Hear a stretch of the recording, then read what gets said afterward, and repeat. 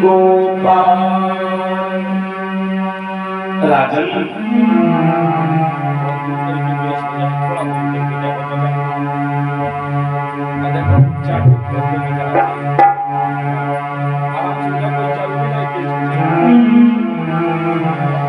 कि जब जब होई धर्म के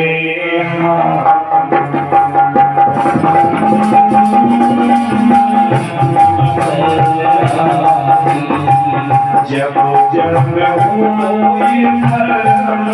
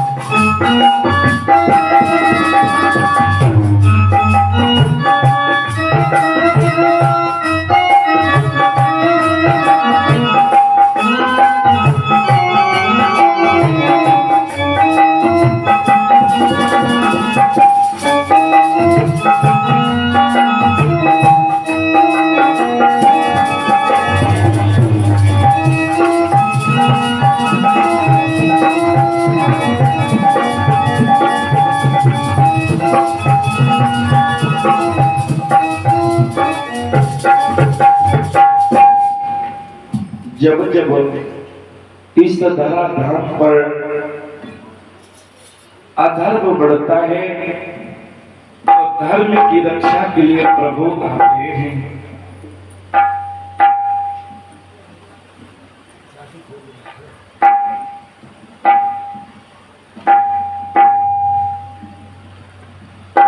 भक्तजनों, धीरे धीरे भगवान इधर तो भी महाराज जी ने बताया।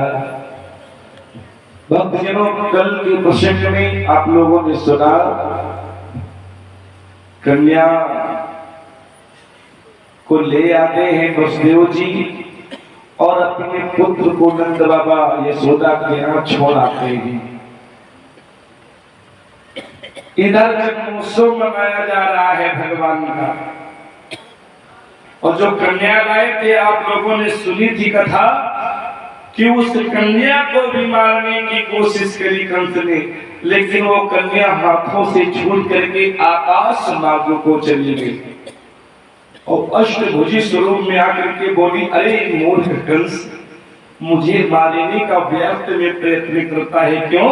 तुझे मारने वाला ब्रज 84 में अवतरित हो चुका है, भयभीत हो गया। धीरे धीरे भगवान 6 दिन के हो गए। कितने दिन के? और अम्मा जी ये बताओ, जब बच्चा 6 दिन का हो जाता है, 6-7 दिन का, तो क्या किया जाता है? हाँ, छठी। तो भाई भगवान की छठी कोई खेल है? सारी जिंदगी का ऋण सबके आ गई है। यशोदा मैया बोलुआ आज बुलाने का नंबर आया, सारे गोकुल वासियों को दौड़ दौड़ के सबको आमंत्रित करवाया है। दासी से कहा कोई छूटने ना पावे। सारे गोकुलवासी आए, भगवान को नहलवाया और गोविंद को, ठाकुर जी को अच्छे वस्त्र पहनाए और पालने में लिटा दिया। इधर उत्सव की तैयारी, गोकुलवासी आने लगे। मैया सारे गोकुलवासियों का स्वागत सत्कार भी कर रही, जो आ रहे हैं, और दौड़ करके अपने लल्ला को भी हृदय से लगा आती है, अपने लल्ला को भी, और भक्तजनों देख आती है, दर्शन कर आती है। जैसे ही 10-5 मिनट हो जाते हैं, यशोदा जी का मन नहीं मानता है, दौड़ के गई, लल्ला को देखा, लल्ला को खिलाया और फिर गए काल से ऐसा रहे हैं। भक्तजनों, अब की बार कंस ने छठे दिन पूतना को भेजा। ये पूतना जिसके कोई पूत वो पढ़ाई फिर क्या जाए, ये राक्षसी है। कहा पूतना शिशु के रूप में मेरा शत्रु है गोकुल में, अगर उसे मार के आओगी तो मुंह मांगा इनाम पाओगी। पूतना अम्मा ने कहा ठीक है महाराज जी, मैं जा रही हूँ, आपके शत्रु को मार के ही वापस आऊंगी, ऐसे नहीं आना है। वो स्टूल टेबल रखवा दीजिए उसी पे, आपके काटना नहीं ना, आपके शत्रु को मार के ही आना है। चली पूतना, और जब गोकुल के निकट आई तो सोचने लगी कि असली स्वरूप में महाराज जी के शत्रु को मार पाना बहुत कठिन है।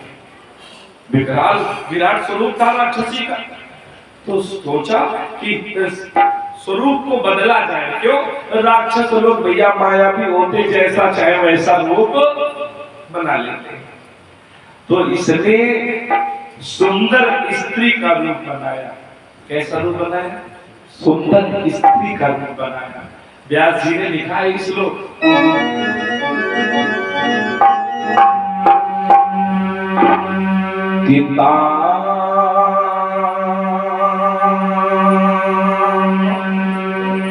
केशवंधा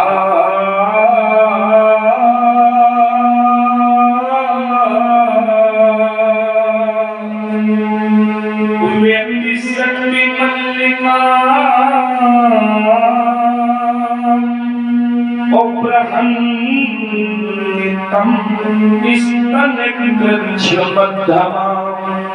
सुखदेव जी कहते राजन सुवाससम कंपित भूषण और कुंतल मंडिता नाम। सुंदर स्त्री का रूप बनाया। सर्वप्रथम बालों को अपने संहारा, केशों को अच्छे अच्छे पुष्प गुहे, स्तनों को सजाया, कालकूट नाम कभी से लगा दिया, पीते ही मर जाएगा, मैं भाग जाऊंगा। हाँ? और भक्तजनों, कानों में सुंदर बड़े बड़े कुंडल, यानी लक्ष्मी का स्वरूप बना लिया इसने। हाथ में कमल का पुष्प ले लिया। सुखदेव जी कहते हैं राजन, ऐसा दिखाई दे रहा है जैसे साक्षात लक्ष्मी माता भगवान विष्णु से मिलने जा रही है। अच्छा, प्रभु ने सोचा हमारे चक्कर में अन्य बालकों को न मार दे, तो पूतना के मन को प्रभु ने अपनी ओर खींचा और पूतना अम्मा सीधे पहुंच गई नंद बाबा के द्वार पे। तो दासी ने पूछा कहां से आई, अपना परिचय। तो इसने सोचा ऐसा पता बताया जाए कि जल्दी जल्दी कोई ढूंढ, हाँ ढूंढ ना पावे। कहा हम मैया के मैके से आए हैं। दासी ने कहा मैया आपके मैके से कोई आया है? मैया ने कहा आया है कि आई है? हाँ भाई, आप लोग माताएं बहनें आई हैं और हमारे जो भाई लोग हैं ये आए हैं। तो प्रकाश भैया आप आइए, आए हो कि आइए? आइए।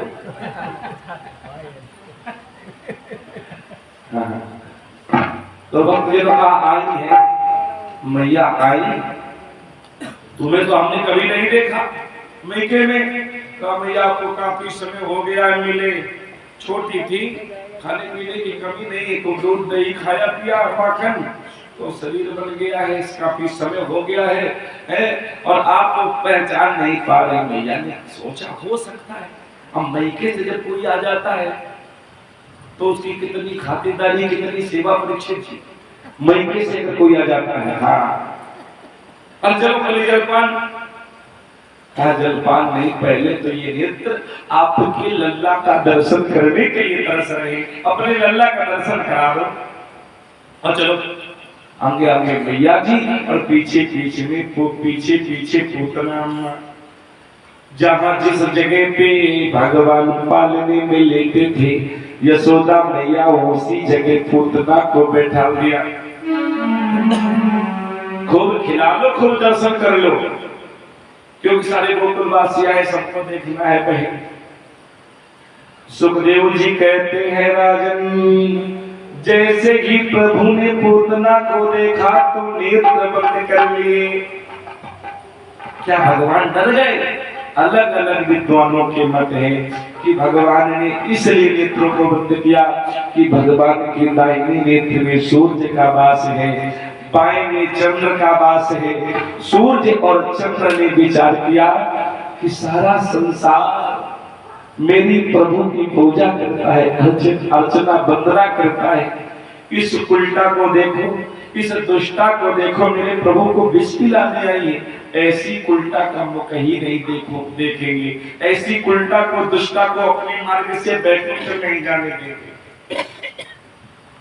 किसी विद्वान का मत है कि भगवान ने इसलिए नेत्रों को बंद किया।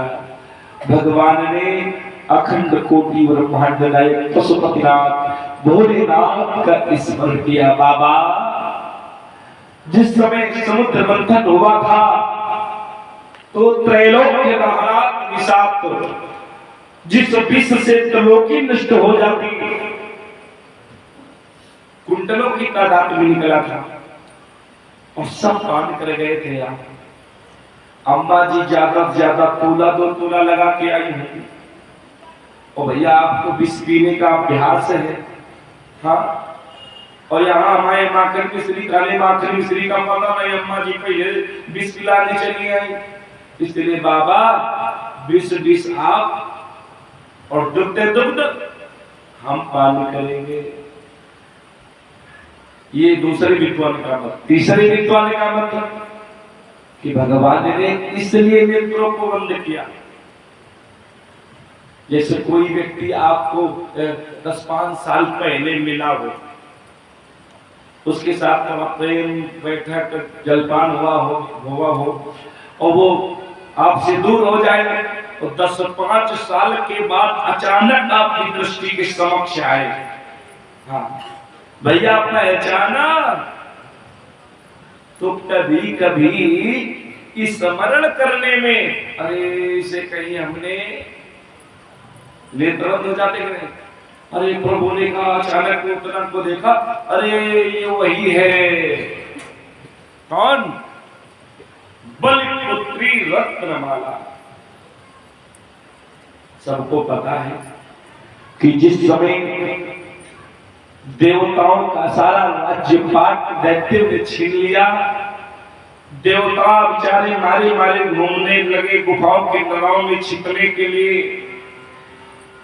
तो भक्तजनों कश्यप के यानी अदिति के पूछने पर देवता और दैत्य भाई है, माताएं 2 और पिता 1, दिति के दैत्य और अदिति के देवता।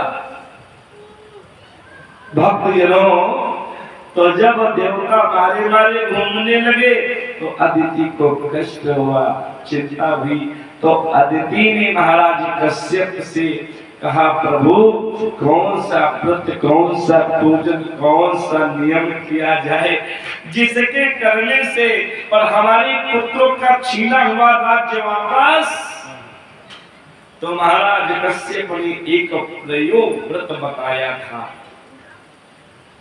12 दिनों तक दूध पानी करके रहना है। नियम बताए, वो नियम किए अदिति ने।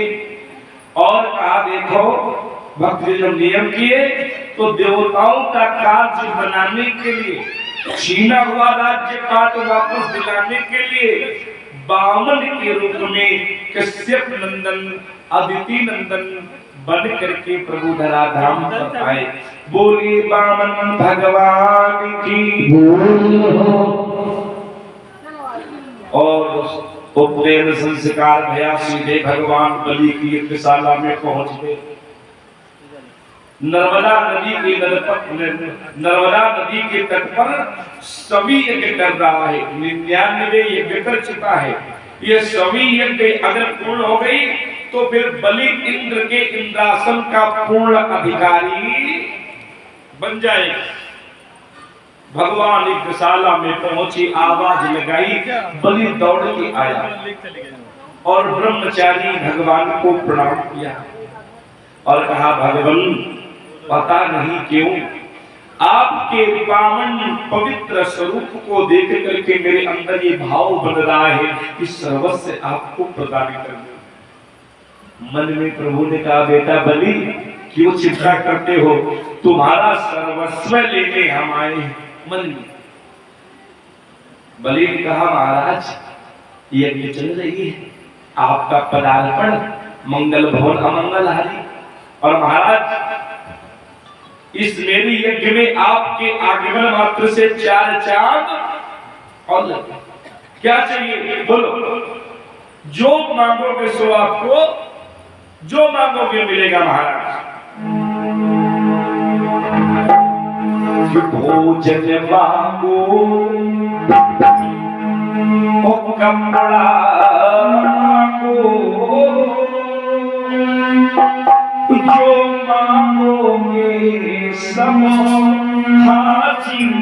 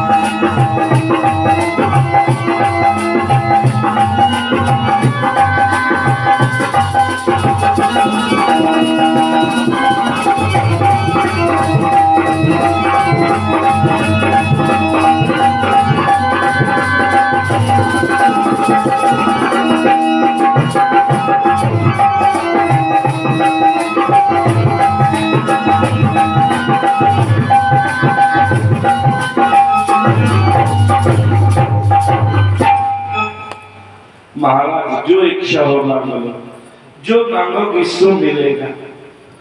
तो बावन भगवान ने त्रिवाचुक करवा लिया, बलि जो मांगोगा सो मिलेगा, जो मांगोगे मिलेगा, जो मांगूंगा मिलेगा, जो मांगोगे महाराज मिलेगा, जो मांगूंगा मिलेगा। ब्रह्मचारी जी आप जो मांगोगे सो आपको प्रदान करना। अब बामन भगवान बोले बलि तुमने इतनी बार चुप किया है, जब हम मांगेंगे आप दोगे। अब सुनो हमें क्या चाहिए।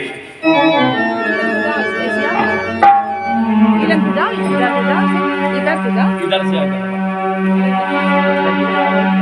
कि बाप ने बोले चाहिए नहीं। राजन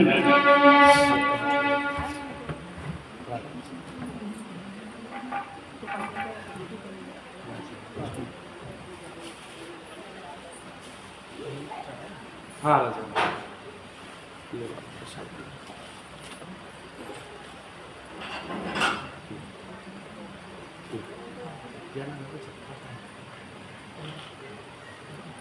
और हमारे आकाश भैया जी के द्वारा माल्य प्रसाद समर्पित हुआ। भैया जी के लिए भागवत भगवान से शुभ आशीर्वाद की कामना है। हनुमान जी रक्षा करते रहे, किसी प्रकार का कोई संकट विघ्न न आने दें, जीवन आनंद पूर्ण हो और सर्वदा भगवान कल्याण करते रहे। बोले गोविंद भगवान की। बावन प्रभु ने कहा बलि हमें ना धन चाहिए, ना दौलत चाहिए, ना जगह चाहिए। क्या चाहिए महाराज? कहा बस छोटी सी मांग है मेरी, हमें 10-5 बीघे नहीं चाहिए। कि बावनी बोले चाहिए नहीं, तेरी धन दौलत और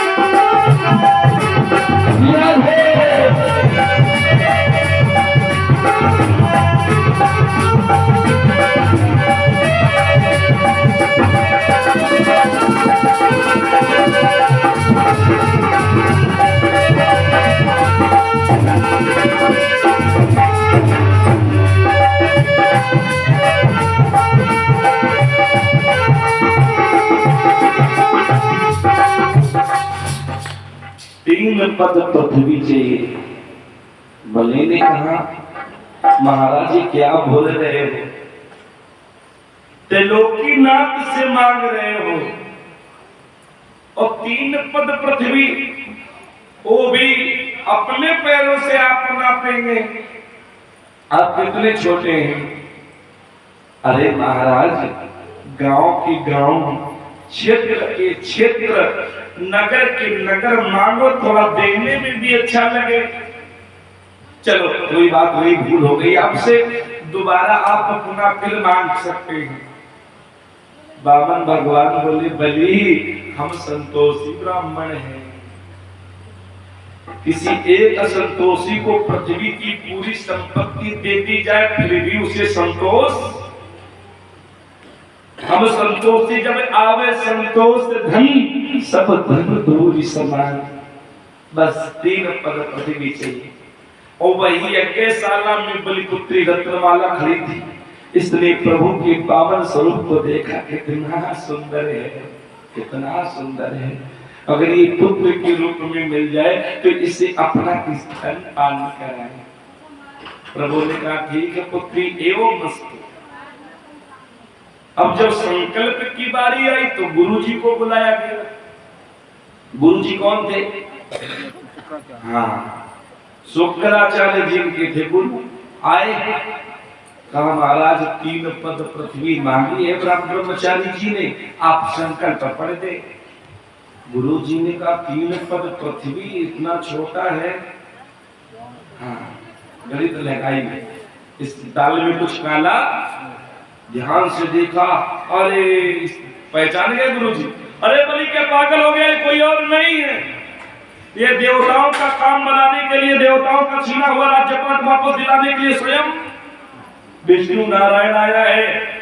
सीधे से मना कर दे कि यहाँ से चले जाओ, यहाँ से भाग जाओ, अब तुम्हें कुछ नहीं दे पाएंगे। बोली ने कहा महाराज जी क्या बोल रहे हो, मैंने वचन दे दिया है, नहीं असत्य सम और पातक पुंजा, गिरी सब हो की कोटि की गुंजा। महाराज कि धर्म दूसरा सत्य समाना,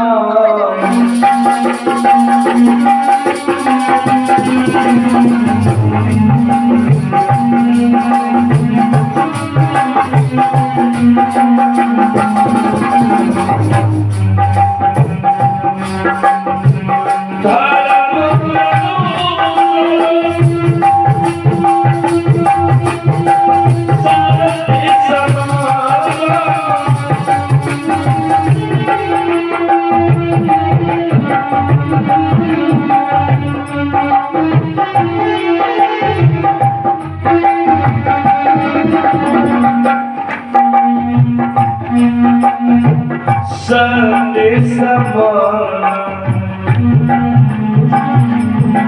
और प्यारे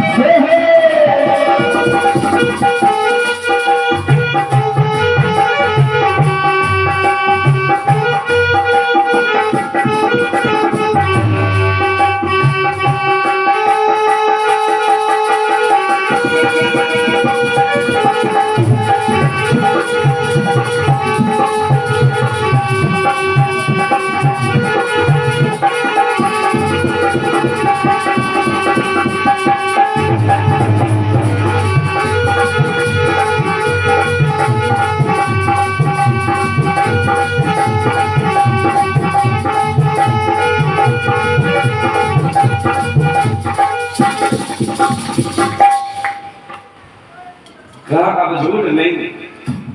तो शुक्राचार्य जी ने कहा कुछ स्थान ऐसे हैं जहां पर झूठ बोलने से झूठ का पाप,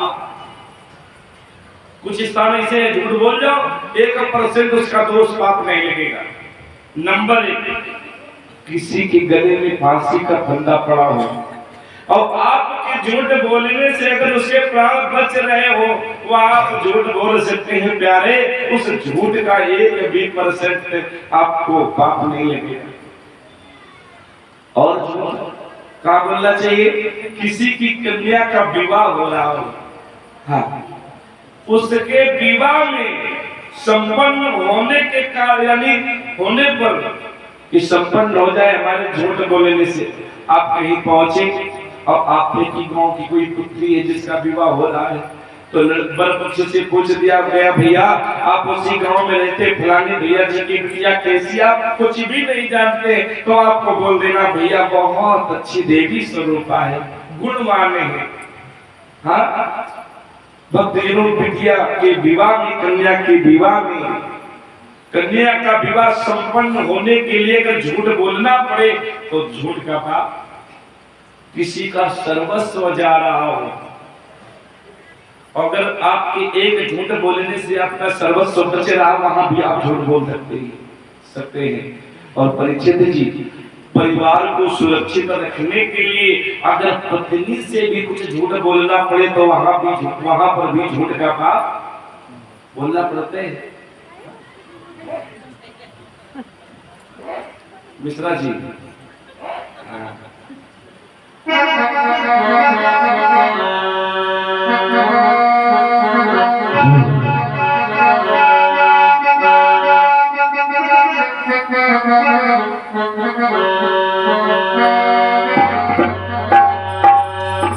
हिंसा को बचाने के लिए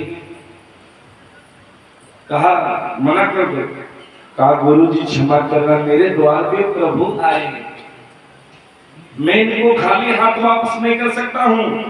कहा बलि ये तेरे गुरु की आज्ञा है, इसे भगा दो। बलि ने कहा महाराज गुरु की सेवा, सत्संग, दान, ये धर्म कर्म क्यों किया जाता है कि भगवान की प्राप्ति, भगवान का धाम प्राप्त हो जाए, अंत में प्रभु का नाम ही निकल जाए।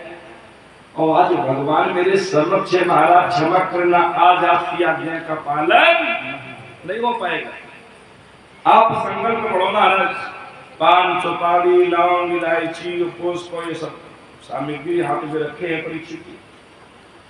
भक्तजनों, सुखदेव जी कहते हैं राजन, परीक्षित से परीक्षित को सारी सामग्री बनी रखे अपने हाथ में।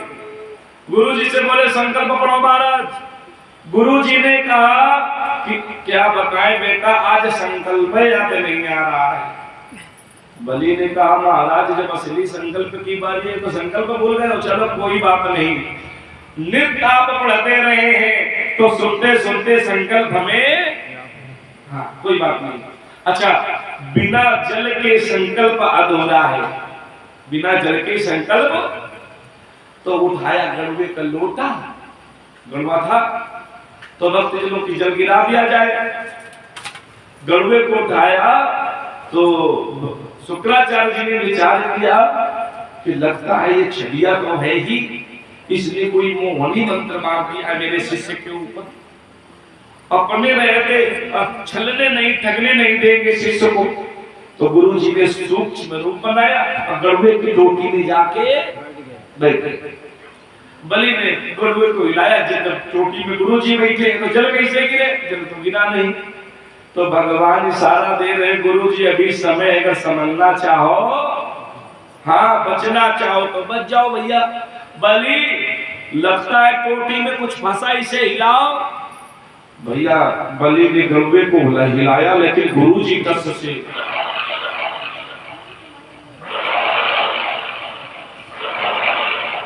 जिस समय प्रभु का उपनयन संस्कार हुआ था तो 70 ऋषियों ने कुछ दिए थे, निकाले प्रभु ने 2 डड़के और उसी गड़वे की चोटी में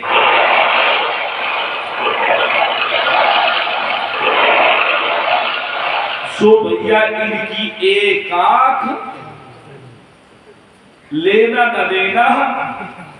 इस कथा से एक शिक्षा और मिलती है अम्मा जी कि कभी दान देने में, कभी अगर भगवान की कथा होने जा रही हो तो अगर बढ़ चढ़ के हिस्सा लीजिए, अगर उसमें सहयोग नहीं कर सकते हो तो है हाँ, रोड़ा भी नहीं बनना चाहिए, बाधक भी नहीं बनना चाहिए, धर्म कर्म में दान देने में बाधक नहीं बनना चाहिए। और जो बनता है, किसी की इच्छा है कि हम 500 चढ़ाएंगे, तो भी चक्कर में पड़े हो, पंडितों का तो व्यापार है, 100 रुपए बहुत है। कुछ लोग ऐसे भी लेना न देना, ऊपर से आंख खुला लेना, उनका हाल शुक्राचार्य की तरह होता है। हाँ, आंख जब चली गई एक, तब बाहर आ गए, और जब संकल्प हुआ भैया तो भगवान ने नापने के समय विराट स्वरूप बना लिया, विराट स्वरूप में परिवर्तित हो गए। आप बलिपुत्री रत्नमाला ने देखा, ये तो बड़ा है, ठग है, छलिया है, हमारे पिता को ठगने आया है, अब अगर मिल जाए तो जहर पिला दे। भगवान बोले जहर भी पिएंगे, लेकिन अभी नहीं।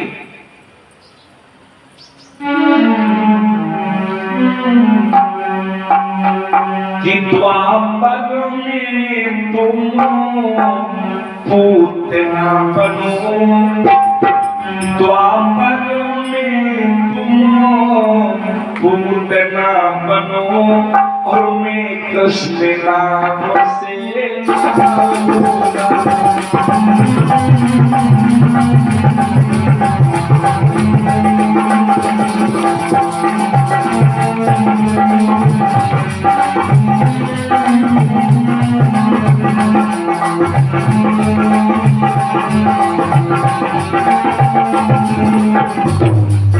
ये सब हिसाब किताब कब होगा?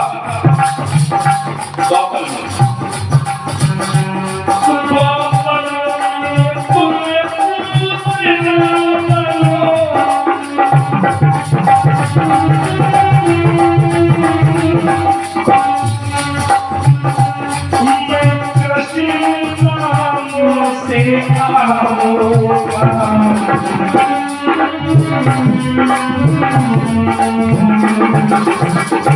देवी जी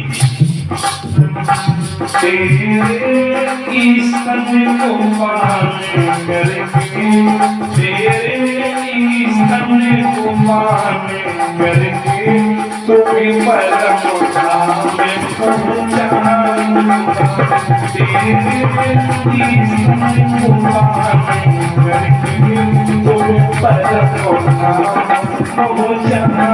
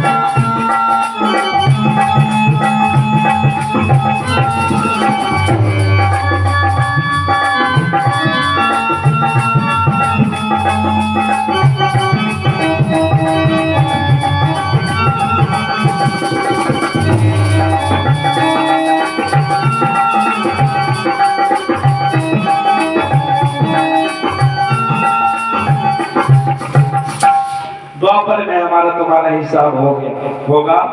तो जैसे कि प्रभु ने नेत्र बंद किए तो किसी विद्वान ने कहा है, भगवान ने विचार किया कि भगवान विचार कर रहे हैं ये वही बलि पुत्री रत्नमाला है, इसके कल्याण का समय आ चुका है। अलग अलग विद्वानों के मत हैं। तब तक पूतना अम्मा ने और भगवान को अपनी गोदी में ले लिया और अपने स्तन को प्रभु के मुख में रख दिया। गंगा जी के पावन पवित्र तट पर संत शिरोमणि परम धीतराज भगवान श्री सुखदेव उच्च आसन पर बैठे हुए हस्तिनापुर सम्राट अभिमन्यु पुत्र राजा परीक्षित को ये पावन कथा सुना रहे हैं। राजन, जैसे ही पूतना ने अपने स्तन को प्रभु के मुख में रखा तो भगवान ने जानते हो क्या किया? क्या किया भगवान?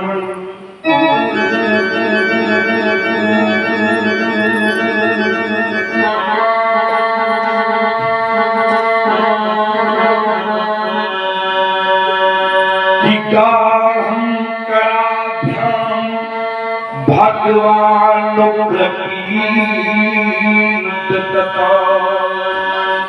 अपनी दोनों आजाद भुजाओं से प्रभु ने पूतना के स्तनों को पकड़ लिया और राजन भगवान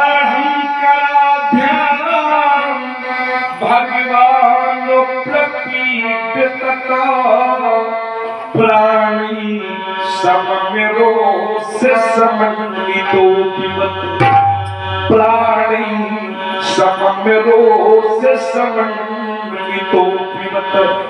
प्रभु ने दुख के साथ जब प्राणों को खींचा तो दर्द हुआ, पीड़ा हुई, कष्ट हुआ। प्रभु ने सोचा कि चाहे जैसा रूप बना के आए राक्षस या राक्षसी, लेकिन जब अंत समय आता है तो मरते समय अपने असली स्वरूप में आ जाते हैं। जब मरेगी तो असली स्वरूप में आ जाएगी, पूरा गोकुल चौपट कर देगी। इधर गोकुल में मार दिया, गोकुल के बाहर मारना है। तो धीरे धीरे जब प्राणों को खींचा तो वेदना हुई, दर्द हुआ, पीड़ा हुई, बड़ी जोर से चिल्लाई कि सामुंच मुंचालुमिति प्रभासिनी और निस्पिंडमाना खल जीव वर्मणी। अरे बेटा छोड़ दे, छोड़ दे, छोड़ दे, तेरी सौगंध खाती हूँ। अगर जीती जागती आज गोकुल से मथुरा पहुंच गई तो तेरी कसम लल्ला, आने की बात छोड़, गोकुल की तरफ देखूंगी भी नहीं। अब भगवान बोले, अम्मा, अम्मा जी। पुत्र ने सोचा ये कौन बोल रहा है, इधर उधर देखा, अरे पूतना अम्मा हम ही बोल रहे हैं जिसको आप गोदी में लिए हैं। ये चौंक गई, भाई 6-7 दिन का बच्चा नहीं बोलता है, वो तो रोता है। कहा अम्मा, पहली बार तो जल्दी जल्दी किसी को पकड़ते नहीं है, और अब अगर पकड़ लिया है तो वैसे नहीं, अब तो ठिकाने लगा के छोड़ेंगे, अब ऐसे नहीं छोड़ेंगे। और सुखदेव जी कहते हैं राजन, जैसे ही गोकुल के बाहर निकली तो दुग्ध के साथ प्रभु पूतना के प्राणों को पान कर गए। निष्प्राण होकर के धड़ाम से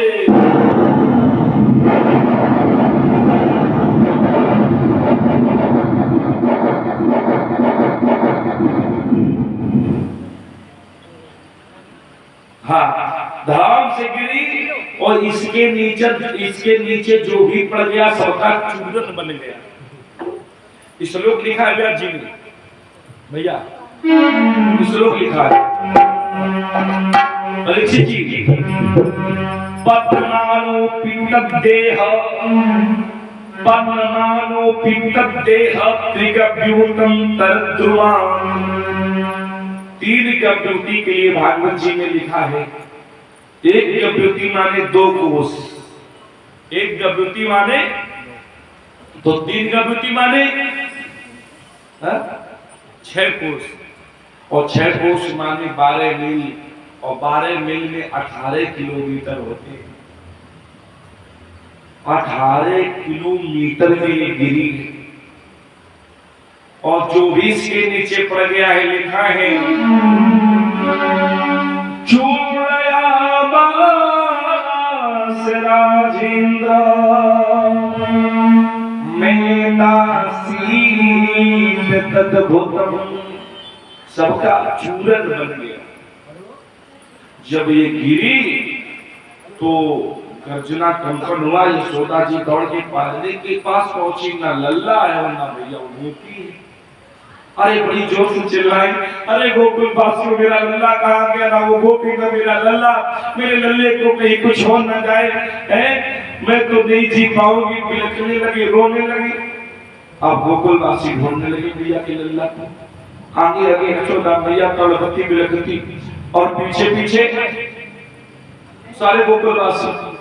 जैसे ही गोकुल के बाहर निकले तो पूतना का विकराल शरीर पड़ा है, यानी विशाल का है। नेत्र गड्ढे में चले गए, मालूम हो रहा जैसे अधवा कुआं। हाँ, बड़े भाई पेट थोड़ा नीचे हो गया है तो ऐसा हो रहा, मालूम हो रहा जैसे कोई तालाब हो, बहुत बड़ा तालाब, किसी तालाब का सुंदरीकरण हुआ हो जाए, मानो किसी नदी के पुल हो। इन प्रकार में एक गोप सीढ़ी भी लगानी पड़ी होगी, तब ला पाया होगा मैया के लल्ला को। गोप लेके आया प्रभु को और मैया की गोदी में दे दिया। सुखदेव जी कहते हैं राजन, जैसे ही प्रभु मैया की गोदी में पहुंचे तो बड़ी जोर से रोना प्रारंभ कर दिया। मैया शांत करा रही, बेटा शांत हो जा लल्ला, शांत हो जा, क्या हो गया तुझे। और भगवान रोते चले जा रहे और रोते चले जा रहे। अच्छा एक बात बताओ परीक्षित जी, परीक्षिता जी, जब माँ के शांत कराने पर कोई छोटा बालक शांत नहीं होता है तो क्या क्या सोचा जाता है? लगता है किसी ने कुछ भाई वो लिखी भी तो कमी नहीं है, वो भी तो है, लगता है किसी ने। फिर क्या किया जाता है? फिर भगत जी के पास, और फिर भगत जी उठाते हैं चाकू, सामने बैठो और मंत्र नहीं बोलते। तो मैया ने क्या किया? मैया ने सोचा राक्षसी की गोदी में गया है कि उसी ने कुछ कर दिया है, तो मैया ने जानते हो क्या किया परीक्षित जी?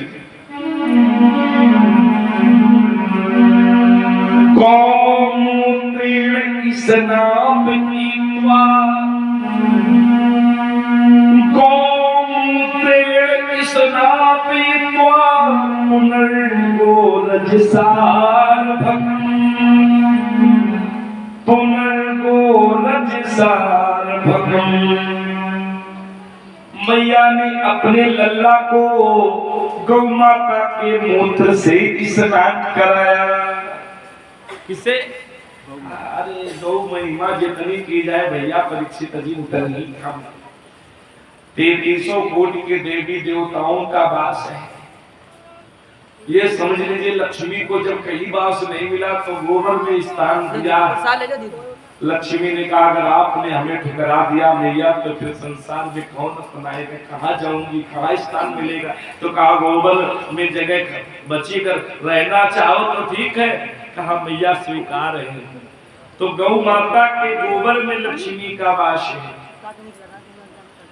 जिसके यहाँ गौ सेवा होती है उसके यहाँ कभी कैंसर अटैक जैसी बीमारी नहीं हो सकती है।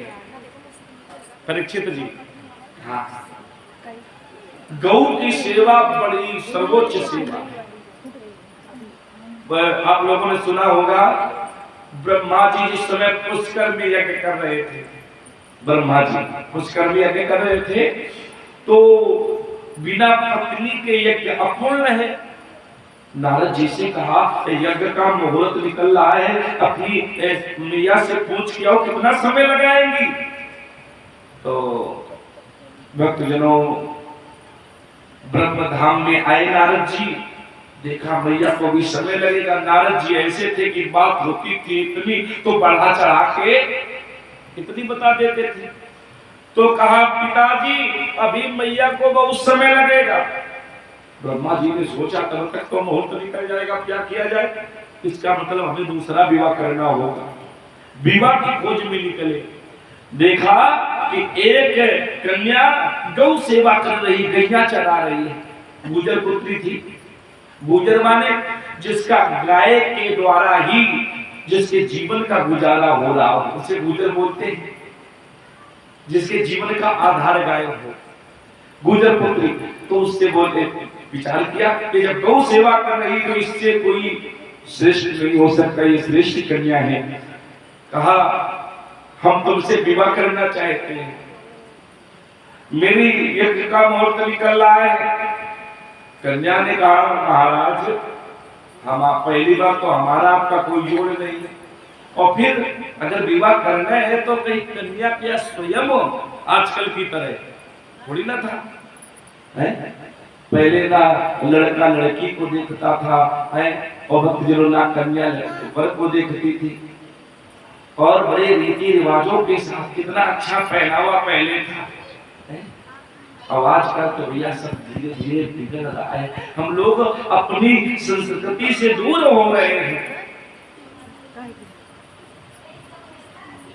पहनावे पर और भोजन पर बहुत जोर डालने की आवश्यकता है। भक्तजनों, कहा कहीं कन्या स्वयं क्या विवाह की बात करती है? अगर विवाह करना है तो मेरे पिताजी के पास जाओ। ब्रह्मा जी पिता के पास, गुजर के पास आए, भैया जी हम आपकी पुत्री से विवाह करना चाहते हैं, हमारे यज्ञ का मुहूर्त निकल रहा है, निकल गया तो हमारी यज्ञ रह जाएगी अपूर्ण, मैं यज्ञ नहीं कर पाऊंगा।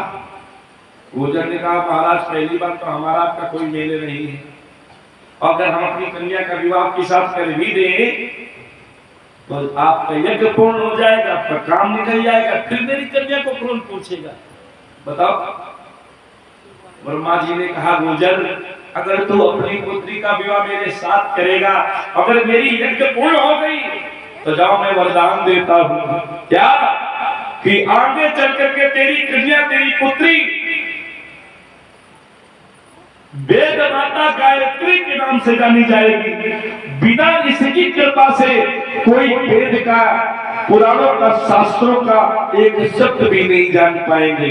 बोलिए वेद माता गायत्री मैया की, बोलिए गोविंद भगवान की। से बोला करो भक्तजनों, महात्मा श्री सुखदेव जी कहते राजन गौ की बड़ी महिमा है, गौ सेवा सर्वोच्च सेवा है। गुर्जर पुत्री जब वेद माता गायत्री गौ सेवा से बन सकती है, तो अगर हम लोग गौ सेवा करेंगे तो कल्याण है। रोम रोम में देवताओं का वास है। पहले भक्तजनों ऊपर लगाओ, ऊपर हाँ उधर ही रखे तो कहाँ रखियो? हाँ ये भगवान जी पे रखा है। पंचकृत बनाया जाता था। अब तो भैया बता रहे कि धीरे धीरे हम सब अपनी संस्कृति से दूर हो रहे हैं। बच्चे का या बड़े का 100% लीवर डैमेज हो चुका हो, अगर 25 ग्राम नित्य सुबह खाली पेट गौमूत्र पान करना प्रारंभ कर दे प्यारे, 1.25 महीने जब होंगे जब आपका लीवर काम करना प्रारंभ कर देगा। हाँ, और धीरे धीरे 100% सही हो जाएगा। गौमूत्र की ये महिमा है। गौमूत्रेण स्नापयित्वा पुनर्गौरजसार्वतम्, गौ माता के मूत्र से स्नान कराया, अपने गौ माता के चरणों की रज अपने पुत्र के मस्तक पर लगाई, फिर पूंछ पकड़ी गौ माता की पूंछ और अपने अपने लीला के मुखार बिंद से पैरों तक, पैरों से मुखार बिंद तक, जो भगत जी चाकू वाला काम करते हैं और भगत जी मंत्र भी बोलते हैं, तो मैया मंत्र भी बोल रही। आइए हम लोग भी मंत्र बोलते हैं अपने अपने बच्चों के कल्याण के लिए।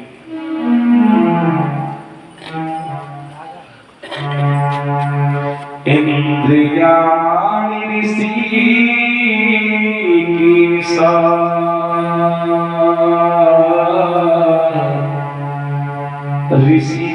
भगवान हमारे पुत्र की इंद्रियों की रक्षा करें। इंद्रियाणि ऋषिकेशं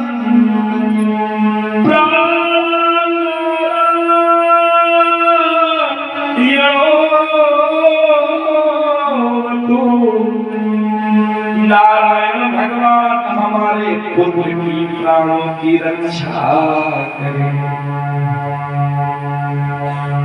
श्वेतदीपमतिचित्रं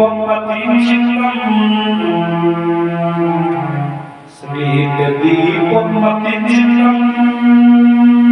श्वेतदीप के स्वामी हमारे पुत्र की चित्त की रक्षा करें।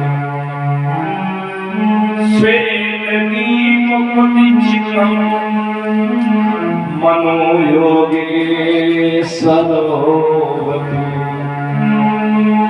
श्वेतदीप के स्वामी हमारे पुत्र की रक्षा करें। योगेश्वर भगवान हमारे पुत्र की मन की रक्षा करें।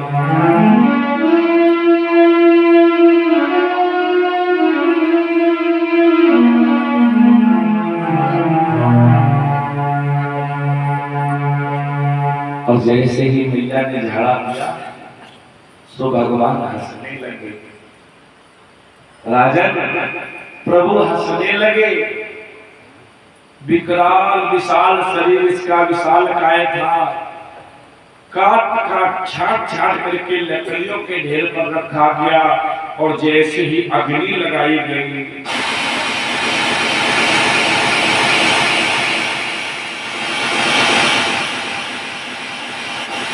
और ये जलने लगी पूतना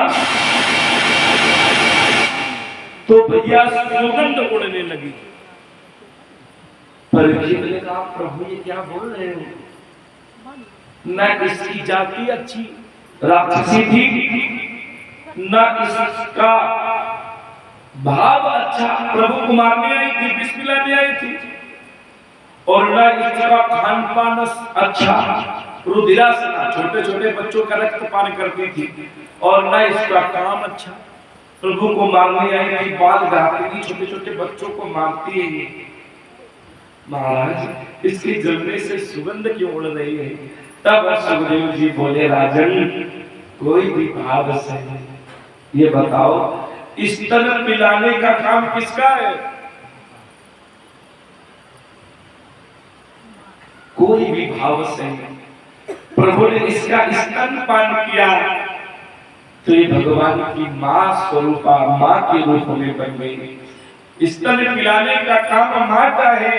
जो गति प्रभु ने मैया देवकी के लिए सुनिश्चित की थी, जो गति प्रभु ने मैया यशोदा के लिए सुनिश्चित की थी, वो गति आज प्रभु ने पूतना अम्मा को प्रदान की है।